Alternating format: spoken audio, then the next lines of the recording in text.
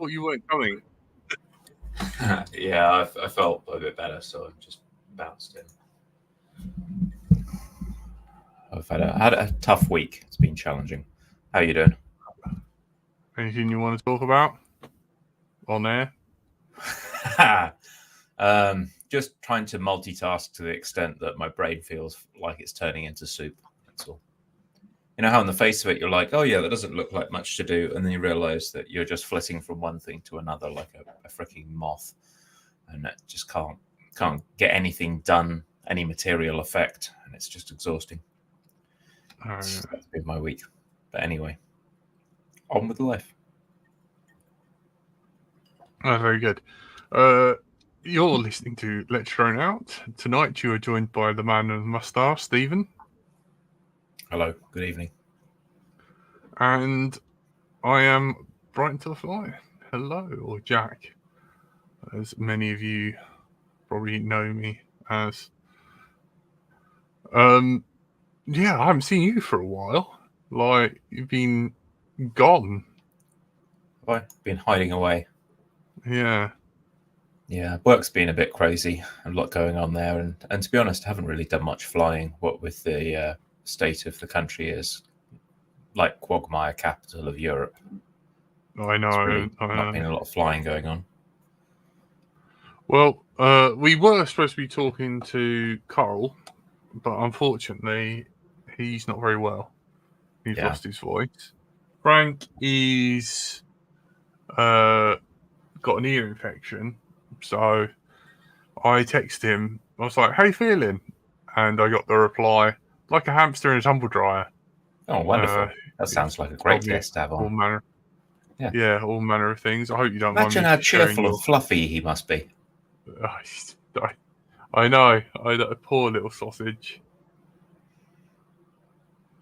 I hear the UK is now the highest exporter of mud in the world. It feels like it. Oh, there's some fantastic filth over here. I have been playing with some of these batteries. I have given myself a nasty burn on my hand. Mate, it's not a nasty burn if we can't see it. Yeah, it's tiny. It's like minuscule. Does it go all the way through? Is it? It feels like it went all the way through. I know, it was horrible. So I've kind of, there's now like several sizes of this battery. There's 550 milliamp hour, and then they went down for a little bit. Other ones are 500 milliamp, and then there's 360 milliamp hour cells. So they're all sort of no, they're all over the place. I haven't successfully been like, I've got enough of this size to build a pack. Yeah, they're disposable vape. I would say from experimentation, below 500 tends to get a bit dodgy. Like, they're never great when you get below. But you can fly a Whoop on them, but you try and get like a 4S 300 milliamp hour, and it just kind of farts out after about 20 seconds. It's not like a linear relationship, is it? It's not like you have a 500 and a 250 is going to give you half as much flight time. Like the 250 just like barely gets off the ground and it gets really hot and stops. Yeah. So I've kind of given up. I kind of just took some and I've made it into a like that's powering a Game Boy. Okay. So I've done that. That's kind of the only sort of like electronic stuff I can really work on because they're small. I haven't really got much space. Okay. And yeah, and then like I've been, back when I actually had my 3D printer out, I was like making little packs that like just power stuff. Like What's I was trying to. Well, I thought the old Fat Shark goggle battery. Yeah, I mean, if there's one place you want to put discarded lipos of dubious provenance, I personally would strap it to my face. Yeah. Bang on. Yeah, well, it was doing that and then trying to like make a little USB Type C charger for it. I mean, you could keep it in your pocket or whatever. You don't have to strap it. Yeah, I mean, you could always just put it next to your nuts instead. I mean, that would be my second choice after my face, I guess. Yeah. Yeah. Yeah. Well, you got hoodie pockets. Yeah, it's not a little bit further away from your balls. Just ordered a Fat Shark battery. Yeah, exactly. Yeah, it's pointless now because like Fat Shark goggles are like not a thing anymore. Like no one's ever. But I was just trying to like think of like useful. It's a good idea. Like a little project to do. Yeah. Like to. Could you maybe improve the flame retardants just in case the worst happened? Like, is there a safety measure option available with your 3D printing and design skills? No, I think you'd have to like fabricate metal boxes and stuff. Just put a beeper on there so it goes, if it goes like over 30 degrees, it like starts beeping like crazy and you can just take it out of your pocket and throw it. Well, I've been trying to like, there's like this, which I found as a vape battery, and like I've been looking at charge chips, and it won't plug. Ah, there you go. And it's got like a little. Hang on. Let me just. Hang on. Koel's saying you can't find Fat Shark packs anywhere now, really, and I think it's been probably 4 years since Fat Shark released an analog goggle, right? When did the HDO2s come out? I think that I remember Andy RC reviewing them, and he hasn't done videos in quite a while. Well, so, Oscar was flying pretty much goggles. Antique. That's what I'm saying. You've got antique goggles. Yeah. Fat Sharks. It's like you with those cars that do the London to Brighton run at like 17 mile an hour. That's what Fat Shark goggles are. Hang on, have I got a ESD? There you go. Look, little 100% thing. It's got like a little. Andrew's our fearless leader comments. Vents to the rear. Vents to the rear. Yeah, I suppose that's one way of doing it. But yeah, I've been trying. I've been trying to make little PCBs and like designing more of that stuff. Cool. What little PCBs are you doing? Some BMS type PCBs then? Yeah, but I've battery power regulation is a dark art form. It really is. It really.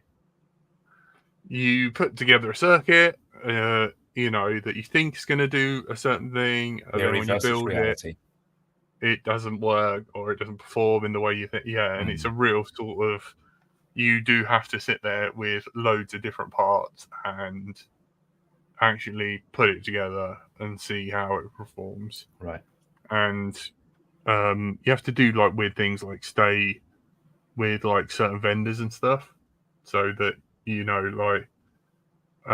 because you get like some clone chips and like, perform differently. So like you buy something on eBay and it doesn't work at all like how the chip that you got from like Mouser works. And then you do a bulk order in China and they use whatever's cheapest and you end up with performance being just a giant question mark. Yeah. Or you get like end of life stuff. Like by the time you sort of like start making the product, there's a lot of stuff that's kind of, is kind of sat there and it was like, made after COVID and then now we're at the other side of it. There's a big, like, a couple of million of those chips or 100,000 of those chips and they're slowly being used. And then when they go to request some more, they no longer exist. They're like private individuals. None of them on the market. Who's gonna? Yeah, who do we go to? Yeah, you just order them for 10 times the price from some individual who's put them on eBay or AliExpress. Yeah, pretty much. Yeah. I noticed that was a similar problem to Mustard Tiger's project. You remember Mustard Tiger who was on here talking about his radio, the iNav radio thing, where it would show you the position of other people on the screen.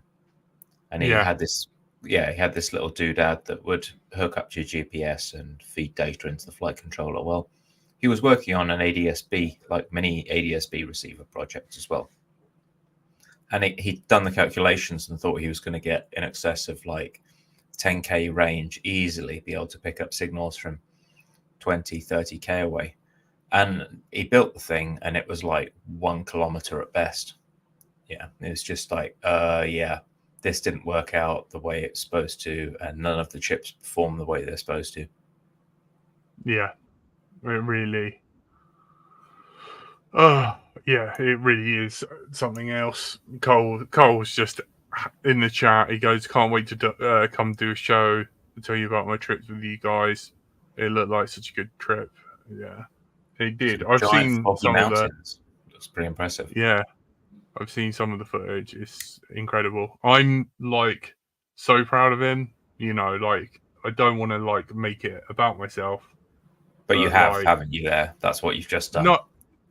Yeah, in a way, yeah. It's just like I didn't want to make it about myself, but by saying that, I'm strongly implying that it's all down. But like, it's just like, you know, teaching some stuff, teaching everything I do know and like can know, and most of everything I know, and then this is done. The reason why the show exists, and then he, you know, and then he's kind of gone on to be like, I want to do long range, and I'm like, the way I went about it was fixed wing, because if you want to fly long range and far, this is how I go about it. And then he's got his own idea, and he's like, I'm going to do 7-inch quad. All you had to do was find a young, impressionable child online in Canada and teach them. Don't put it like that. He is of age. You know, like if anyone's going to molest anyone, he will molest me. I'm way more weak and feeble than he is, but currently not at the moment because he's ill. But yeah, I'm sure, like, you know, like going to this guy when we were first friends and being like, I'm from the UK, I like your music, I want to be friends with you, and him being like, you know, and then him then chatting to him, a lot of people were like, what is the deal here? But you know, like, I don't know, he's a good guy. He's my friend. He's been my friend for a very long time. I think we're good friends. I'm moody because I got sore ass all the time. So you have to, you know, because like he's all like chippity and like, hey, you know, Canada, and you know, like, what a lovely day. And hey, I'm just like, Monday again, another great day. Yeah, I know. I'm just like, fuck off. Like, yeah, I'm like, my insides hurt. You're way too chippy. I hate you. I hate everything. Go away. And obviously his Canadianness doesn't understand that. It's like, but I thought we were friends. All he does is tell me to fuck off and be angry. I'm like, not angry at you. Oh. Yeah, Cole's lovely. Well, I hope he feels better soon. I hope whatever he caught is a minor interruption. Yeah, I don't know why he's friends with me, but it's cool. It's cool to see someone like go off with like some of the knowledge that's trickled down from you, because I've learned stuff from like so many people being on here. David Inderstall, you know, like tuned my first quad, like, you know, there's always stuff to learn. You teach me stuff as well, you know. I hope we're going to start seeing some new interesting bits and pieces. It's felt like the last 4 months have been pretty dead. Like there's not been a lot of news. It's been slow, like a bit of a plateau almost, which happens in technology, I think. Like if you look back over technology, there's these big leaps where people discover stuff's possible and all of a sudden everyone goes crazy. And they go crazy for a period of a couple of years and then it solidifies. You start out with a whole bunch of plucky little upstart companies, a bunch of them go broke, and you end up with a few major players left and everything sort of slows down. And it feels like we're in one of those stages right now where everything's consolidated a bit and it's slowed down. You know, Express LRS is relatively mature now. All the flight controller firmware is relatively mature. The hardware that we're getting for like digital FPV and things, it's fairly mature. There's not a lot of upheaval in that space. It's just more a culture of iteration. And so I'm kind of wondering what this year's going to bring. I'm sure there's a few interesting things, and I'm aware there's some little bits and pieces that are coming, but it feels like we might be in for just a minor release here and there, and not a massive upheaval. I don't know. Do you see anything coming over the horizon this year? I don't know. Let's chat. Let's come back to that. Let's have a think, and then let's come back to that. Dom, hello. Thank you for joining. Hi, how are you doing? I was fortuitous calling this afternoon. I thought I'd pop in and see how Let's Drone It Out is faring, having not been here for a while.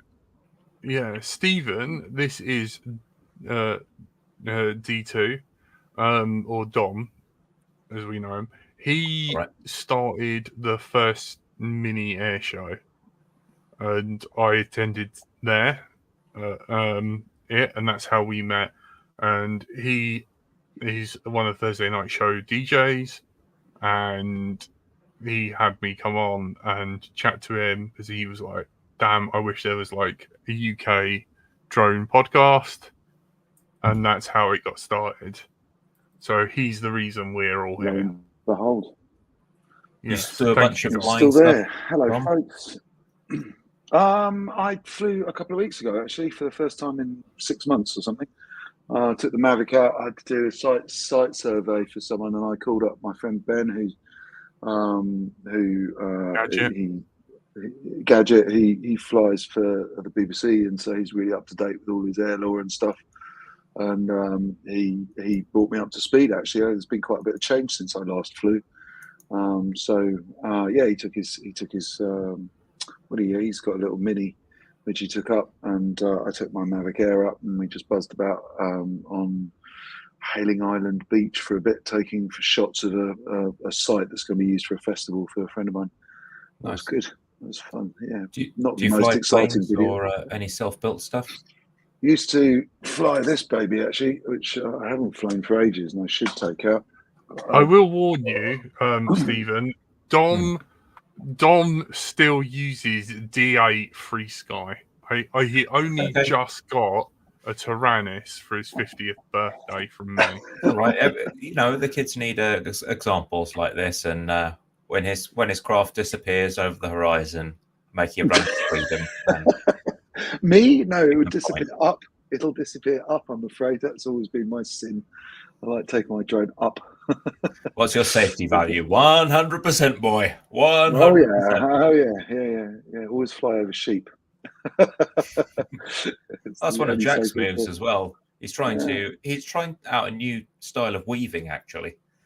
All right. Slow progress, but if he gets powerful enough motors, I think he's onto something.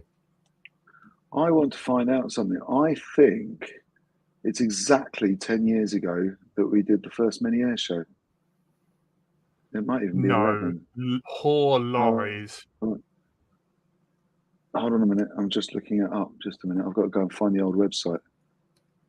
Oh, we've got our first comment from Twitch for a while, and it's spam. Of course. I think there's look, it's Frank, for whatever reason he's called Frank, is in the chat room. Hello, Andrew. How you doing? And I'm just trying to dig the date out. He might know the dates.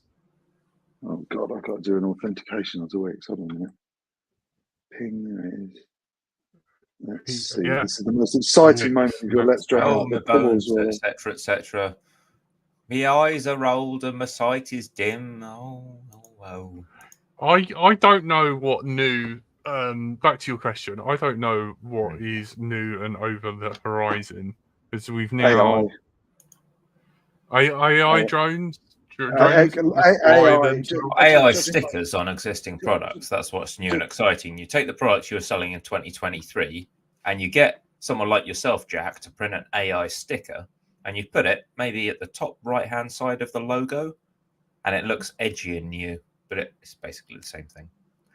This is like Flight One with their AI filters that were just the same filters, but with AI branding. It's all in the marketing. if you work in IT, this is like a familiar shtick, right? Yeah, I think if slap you work in labels on stuff.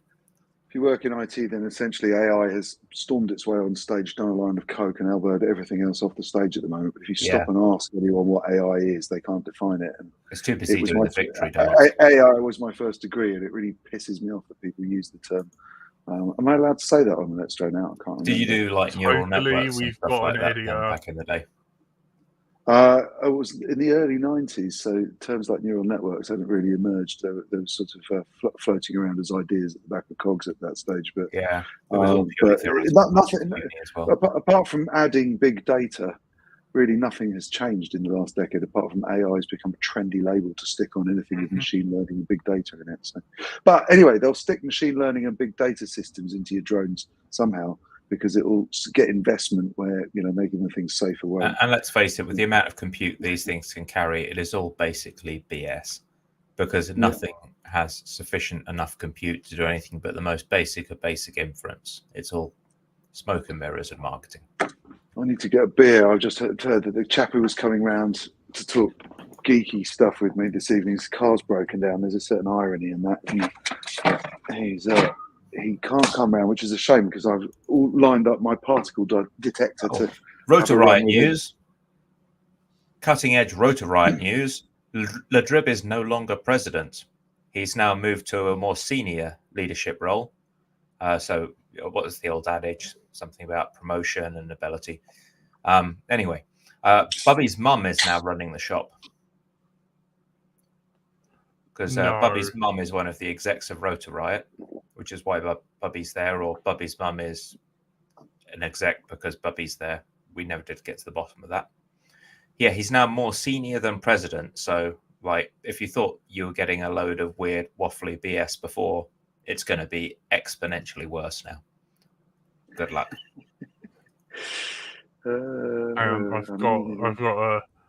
I've got a thing. Any views expressed by any guests on this show are personal, may not reflect the view of others. You don't get to know. Is this the site? And if anyone wants, you should check out the You Don't Get to Know Walk Snell Mega Mix, which I think is on YouTube. That just carries it. It's everything you need to see.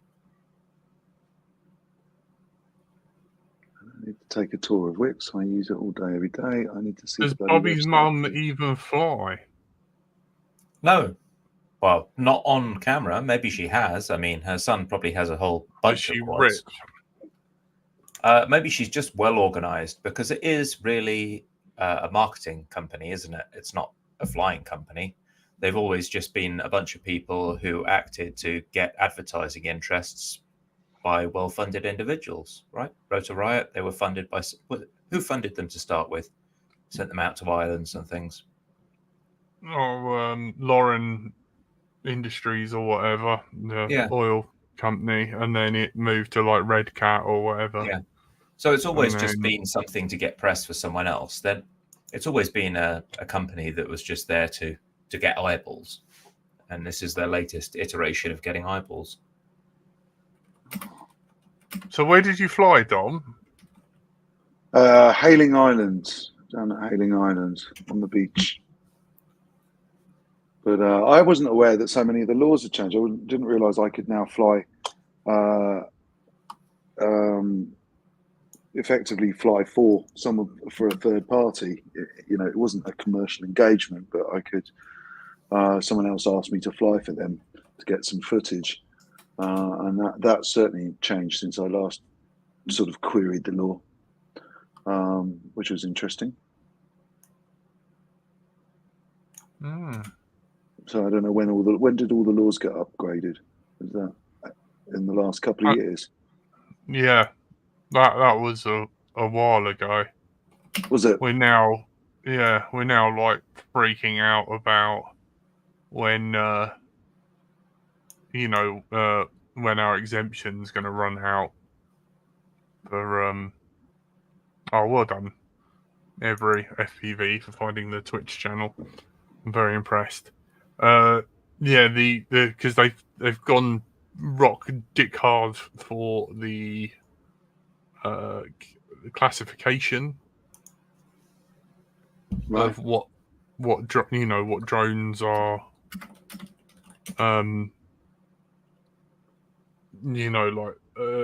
all the new like models fall into sort of like a classification that are being built, and that's determined by like weight and how far they can go, and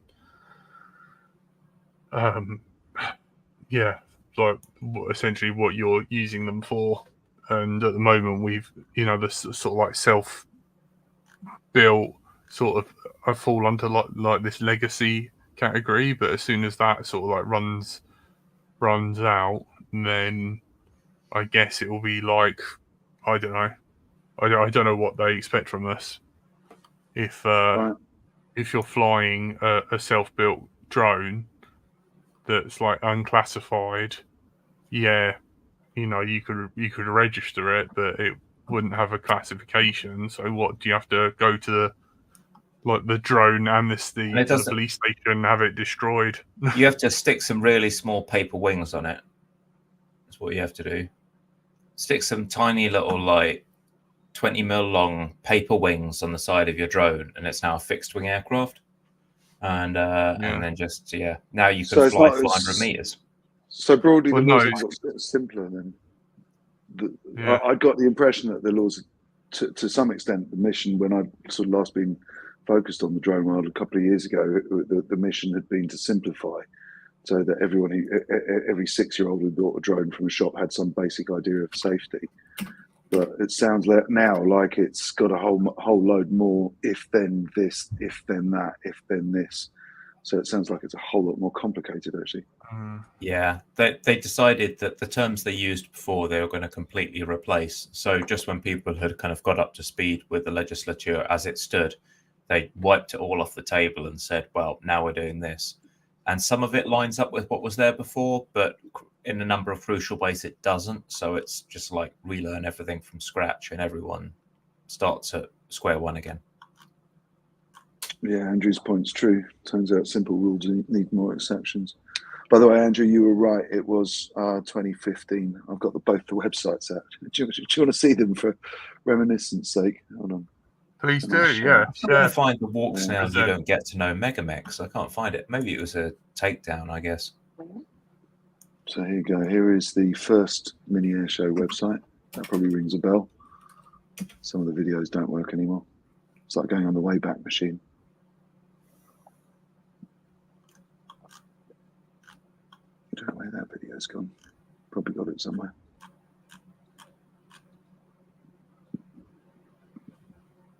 I mean, look at this.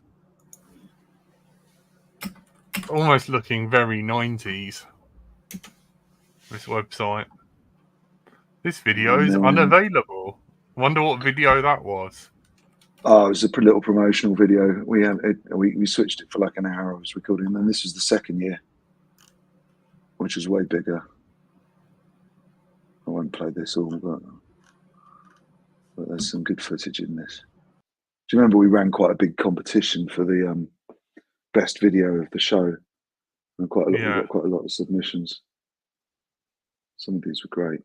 First person view aren't here anymore.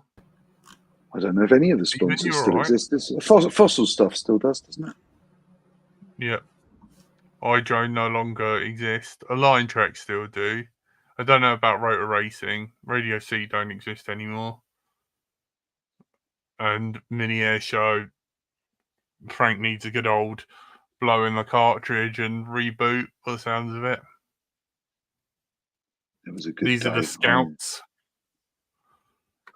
Say what you see, Dom. Say what you see, because it's an audio podcast as well. This was the racing track, wasn't it? I didn't really get over to the racing track because there was so much stuff going on that day. But quite a lot of I would have said at the time, certainly a lot of the leading flyers in the UK came down for it. It was a real buzz, and we got quite a lot of fun footage. Was this the year that 4S got discovered? I can't remember. No, because then this was the day where we had very big day at the school, and then we went over to the campsite. We had the screen for the weekend, so everyone could watch it. Although, frankly, nobody did. Everyone was either watching on their goggles or no, on the hot day it was good. Let's see where we get to. So there was, what's his name? Sky News came down. We had loads of TV coverage. It was quite fun. Come on, YouTube. What was the chat? There was one guy who was used to. Everyone was into Gary something. Gary Kent. Yeah, he was flying like a monster that day. That was cool. Yeah. And then Stephen's like literally like, this is prehistoric. This is like watching dinosaurs roam. You're muted, buddy. Steam-powered drones.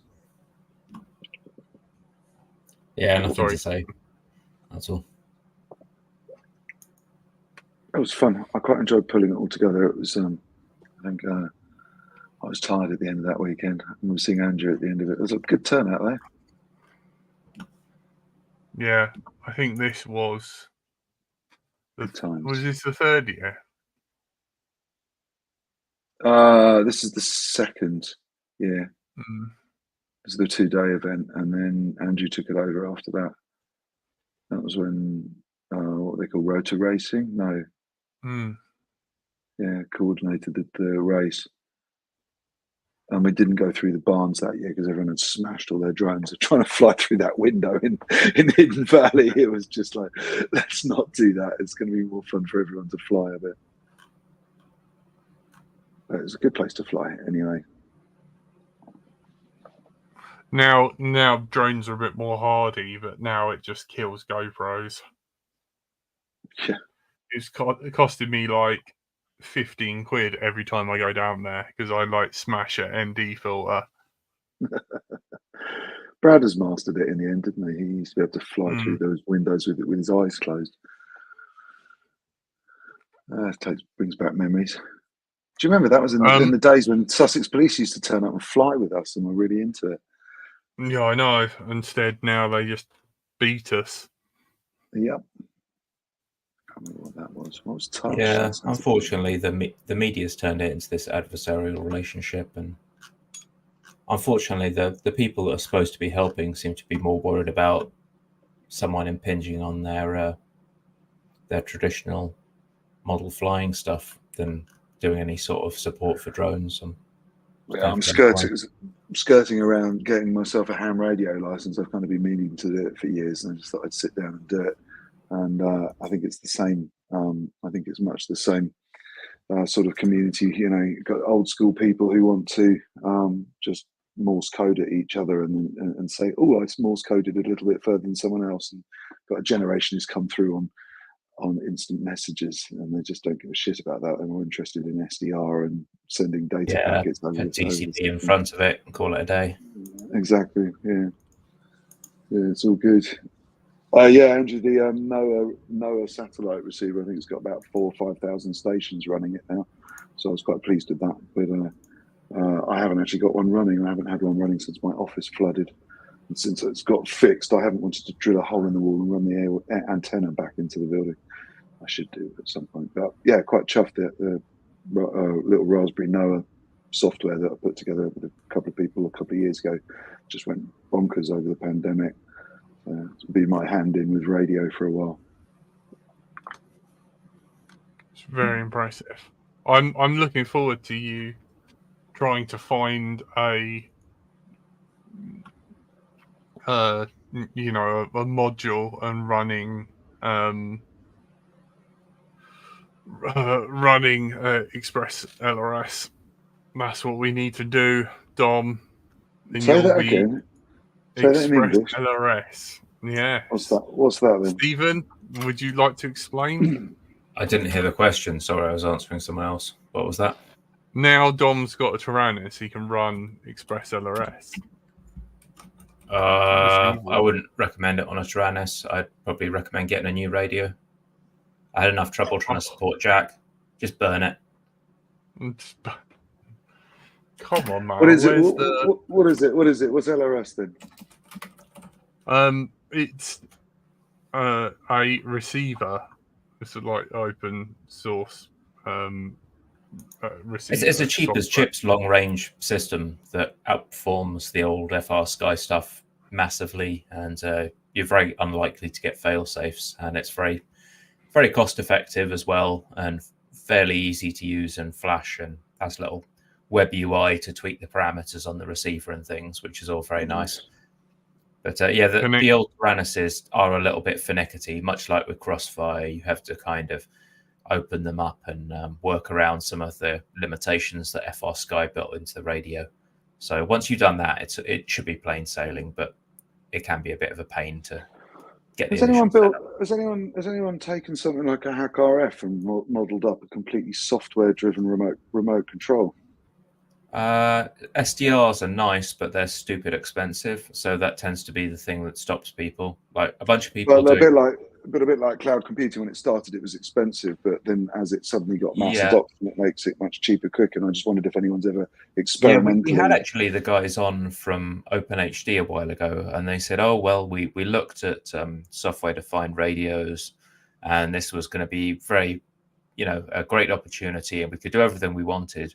But the price point was outlandish. Like they couldn't really get it down to less than kind of 50 quid per unit, which is just a lot for the actual radio chip itself. And when you bundle all the other electronics around that, obviously it's going to cost more. SDRs are still they're great for doing. Could you not do it as an outboard on a laptop and just use the laptop keys as the control interface? I know it'd be basic. It's great when you're running just one model, but if you want to put one of these in all of your fleet of like 20 quads, then you're going to be spending an absolute mint. So what Express LRS did? No, I was thinking on the control end, not on the receiver end. Well, you need one on both. You need to have the same radio chipset on both. Okay. Because there's no standard interface on those receiver chips then. Well, what they've done is they've used a LoRa, which is like a long range, low bit rate link. So they've used a LoRa chipset on both ends, which is what Crossfire uses, except they found there's a 2.4 gigahertz version of that. So it gets much faster update rate, albeit slightly less signal penetration.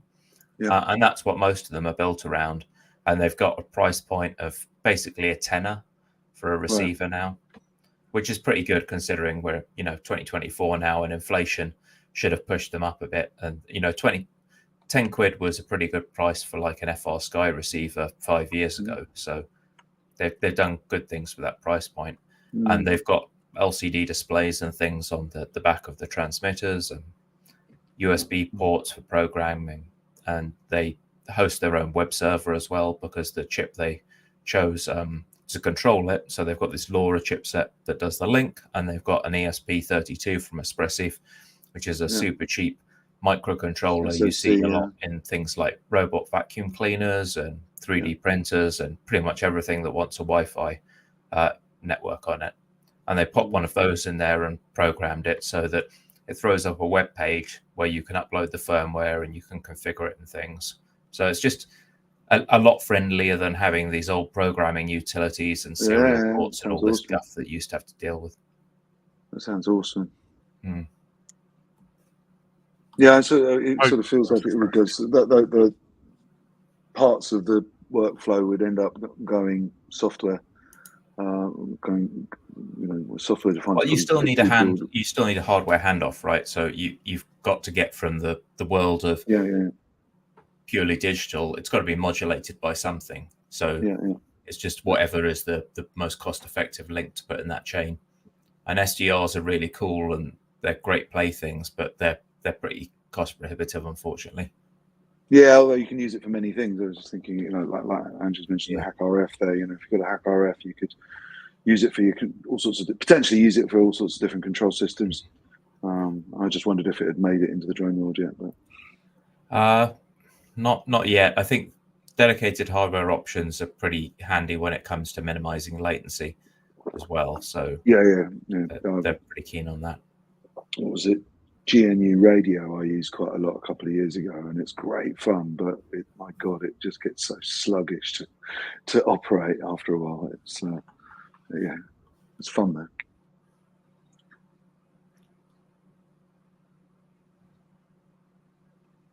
It's good. A lot's changed, man. A lot. People do a lot now. Yeah. With surprising effects.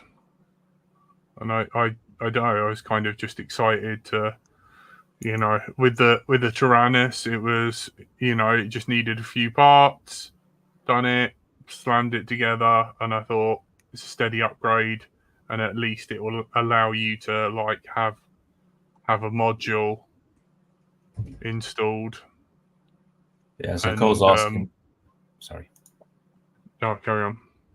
I just had Cole's comment up. Is Express long range system?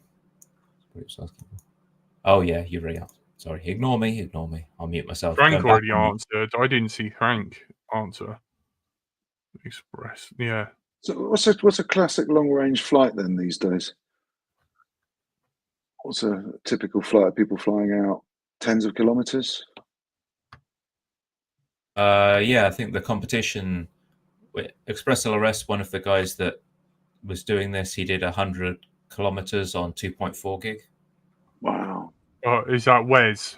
Yeah, and then he got like taken to court by the local authorities of several local authorities. He did put it on YouTube. It was pretty impressive to watch. He had video link up until like 97k, and then he had to have someone on the other end take the video link and make sure it's still going okay. Amazing. So has anyone flown the Rampion off the coast down here in Brighton yet? I've always thought that would be a really nice sort of flying competition. You could just fly from the beach straight out to the wind turbines. Well, just to the wind turbines. They're about between sort of 10 and 20 kilometers offshore. Yeah, that should be doable. Clear line of sight. I will answer you off air, Dom. Excellent. I won't see the footage that no one's taken then. Yeah. It was found footage. You won't see the quad stuck to the blade when you go past on a boat next time. Yeah. GoPro just filming spirals. Excellent.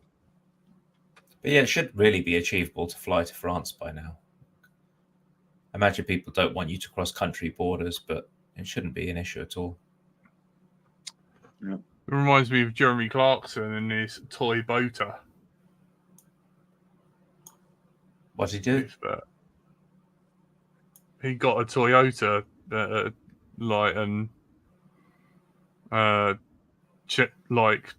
made it into a boat, toy boater, you know, a Top Gear episode, and he sailed it across to France. Yeah. I remember that episode where they took a caravan on. They made a hot airship, which I always loved. Hot airships. I don't think there's enough hot airships in the world. And what's the one with the long hair? Anyway, one of those Top Gear people. Yeah, he made a hot airship out of it with a caravan as the sort of undercarriage, and it was absolutely mad. And flew it. They've kind of stopped doing that now, haven't they? They've just hot airships or Top Gear. Top Gear, they're back to what they used to do when I was a kid, which is like reviewing Fiestas and going, well, the door handles on this are slightly nicer than the old door handles. The steering wheel feels great against my driving gloves. I use the lamb hide, actually, driving gloves for a smoother feel. Yeah. You can really feel the pickup. There I'm at almost 35. No time at all. There was something I never quite clicked with Top Gear. That was just not for me. It used to be the case that they'd have like an interesting car once a show at most, and sometimes it would just be like reviewing escorts and stuff for shows on end. And they seem to have kind of gone back to that. They're like, oh, people need a car review show, but they don't really. Like, there's plenty. I mean, what are they going to do? you got Teslas now, and it's just like cookie cutter Lego bullshit cars. That Well, it's terrible. like the Tyrannus, right? So the cutting edge stuff is not going to be a petrol engine car. It's just not. It's a curio now. So yeah, I don't know.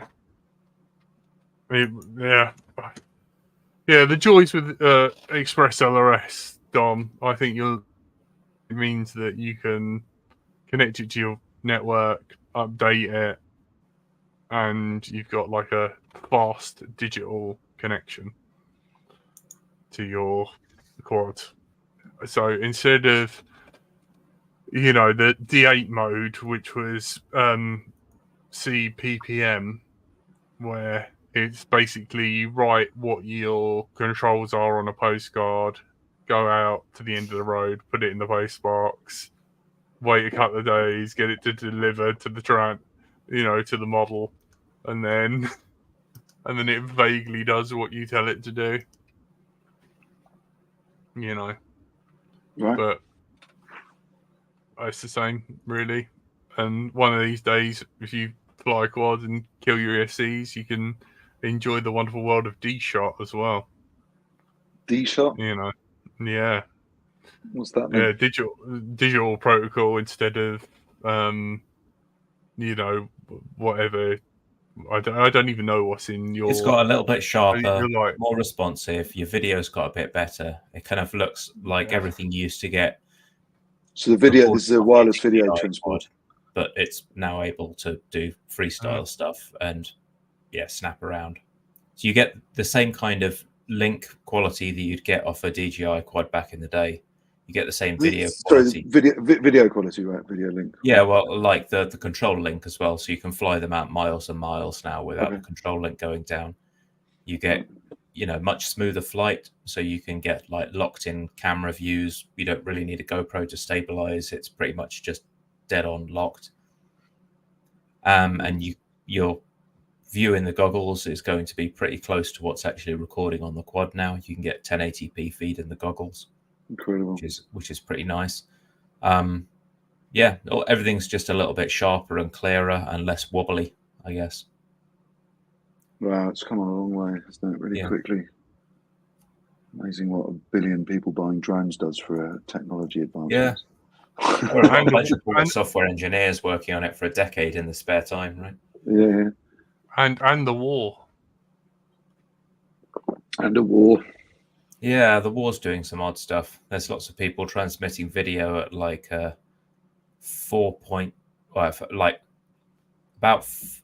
very low, like 5.4 gigahertz or 6.0 gigahertz, like well outside of the legal frequencies. And people doing some kind of control link receivers that are on weird frequencies as well. That's so they can avoid being jammed for sure. But I don't know if there's much advancement going on in technology, because kind of what we had at the start of this, when Russia went and invaded Ukraine for reasons, it was pretty much what is there now. Like all that's really happened is maybe the military-industrial complex has started spending money in that area. I don't know if they've really advanced the state of the art, because it was enough to get the job done. I don't know how much of it's, it's hard. I don't watch that space very closely. I think it's interesting you mentioned drones are being jammed out there. Assuming that's simply just effectively EMF blasts rather than anything more coordinated. It was frequency hopping was always very difficult to jam, but I see unless you just fire loads of noise at the thing. No comment. Yeah.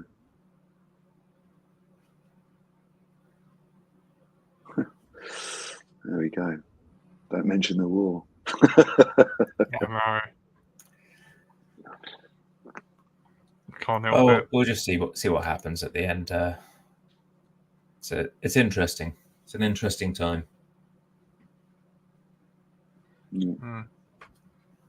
How is our favourite sheep botherer? Martin. He's all right. Yeah, he's carries on being Martin most of the time, at least. And he's still up at the farm. I see him every few weeks, and seems all right. It's had various different events. They tried to put on another big event there, and something changed. Somebody pulled the plug at the last minute, causing grief for everyone. Always the way. Fantastic. I know. Yeah. It's good to and see. have fun. Don't try and have I know. fun. Don't try and use the outdoors unless you're a dog walker.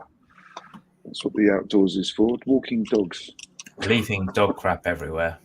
Leaving dog crap everywhere, Preferably tied in bags on branches. I don't know why people think this is a good idea, but like the dog walkers or the dog shit? the dog shit. So some numpties pick up the dog shit, but then instead of like leaving it on the floor to rot, it might go away. They put it in a bag, but then they leave the bag on like the branch of a tree. Like this is just making the problem worse. Yeah. It's actually in a plastic bag that doesn't. in a non-biodegradable plastic bag. Special people. By that I mean something that will get us banned off of the platforms.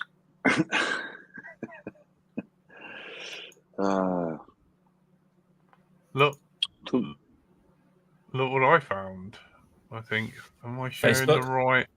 Yeah. You found Facebook, Jack. That was only a matter of time, I suppose. Fat Shark goggles, £150. Oh, are they going up in value now? I know, yeah. Look at that. HD2s. It's going to be like mint in box Fat Shark. I know. Mint in box, untouched. They don't even look like they've been used. I mean, that antenna is literally garbage. But original cloverleaf antenna. No, you can't use the recent ones. You've got to use the original ones. It's got to be period. It's got to be period 2015. Kids are already like wearing 90s outfits. It's just a matter of time before there's going to be like retro futurism, and people are going to be like, I'm going to. Oh, I can see the great turn off happening. I think there'll be a counter movement against the internet. All the kids will just go, you don't use the internet. That's so passe. They're going to be arborealists, go out into the fields, root around in the dirt, grow turnips. Suck the blood out of sheep raw. I imagine it's quite hard to suck cooked blood out of sheep. That would be challenging. Yeah, one black pudding. Here we go. Black pudding coursing through its veins. It wouldn't run very well that way. That is a fair point, Frank. I mean, to tune into everything, you have to buy into at least 3 digital systems. No, you don't. I mean, technically 4. If you want to do the old version of. Why do you want to go around and watch other and people's dodgy DVR? That's one thing I don't know. I never understood that. I tune into people's analog video. I'm like, well, I'm standing in the wrong place. This looks like crap. And I just.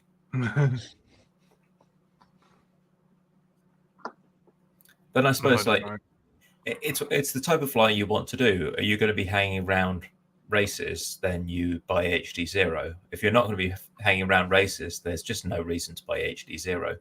So you buy, DJI or something. Oh, races! I thought you said racists. Racists. I mean, it's like you're hanging around racists. You don't want HD0, but we can't comment. Banner.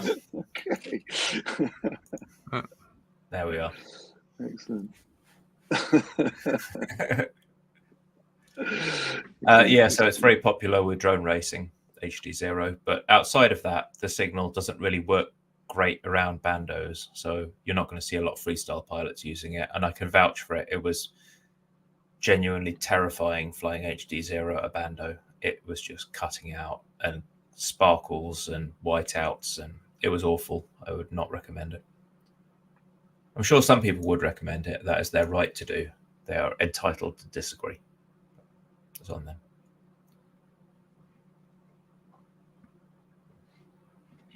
Okay.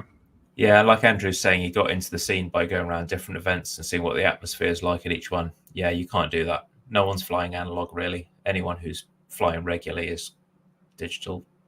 They're buying equipment regularly. So I went on that last Croatia trip. I don't think there. Wait, was there one person flying analog? I think one person flew analog at one point, but they were mainly flying digital. There wasn't anyone who was like, "Yeah, I'm just going to." Was there one person flying analog? And there may have been one at most, but everyone was just like, "Yeah." And he may have been the person that lost his quad in some bushes and spent like half a day getting it out. Yeah, so there you are.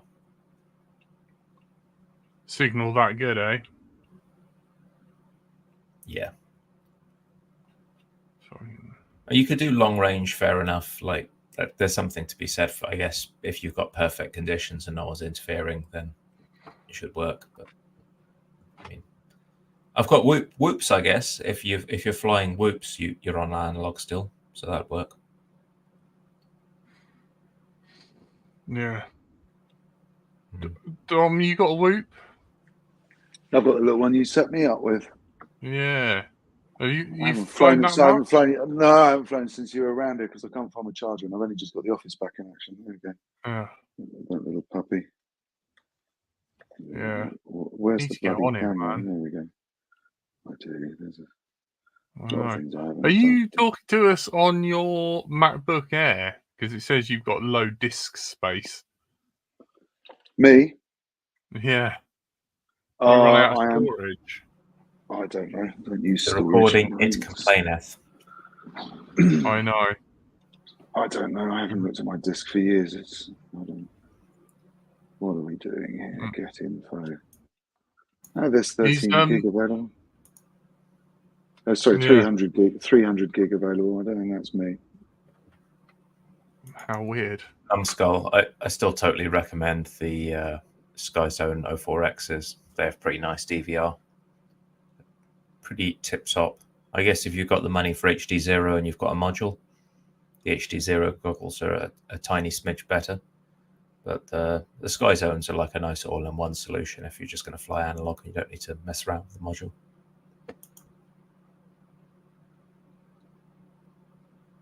Oh, flow states on Bardwell's YouTube. I mean, yeah, it's been online for absolutely ages. I actually posted a link on Madstech, but they made me take it down. I think I posted a link on our Discord ages ago as well. It's like an ad-supported version of flow state up. Yeah, I mean, it's available on Plex. Yeah, on Plex as well. Yeah. So just make a Plex account. Yeah. Watch it. Yep. It made me like. It really pissed me off that because it almost.